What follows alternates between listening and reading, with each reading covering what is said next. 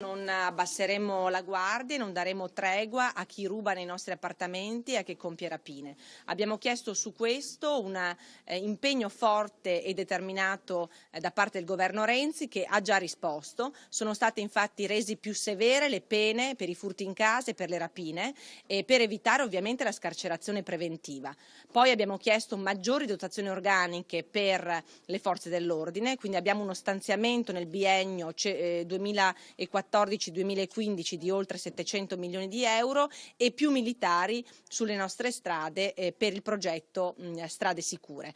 Ovviamente da parte poi della Regione, a differenza di quello che ha fatto Luca Zaia in passato, noi stanzieremo più fondi per la sicurezza, perché bisogna ricordare che nel 2010 i fondi lasciati dalla precedente amministrazione erano di 23 milioni di euro che Zaia ha azzerato, mettendo un fondo vergognosamente ridicolo di 65 mila euro per 579 comuni, una somma assolutamente ridicola e insufficiente per aiutare i sindaci a effettuare misure di videosorveglianza, ma anche per illuminare le strade, per mettere cioè le città e i quartieri in sicurezza. C'è una emergenza sicurezza vera e propria, con lo slogan purtroppo "Paroni a casa nostra", noi oggi siamo più poveri e più insicuri di una volta. Io credo che noi dobbiamo portare avanti una lotta dura contro il degrado. Certamente il degrado è determinato quando c'è una pianificazione urbanistica dissennata, sono nati centri commerciali in maniera diffusa, totalmente disordinata,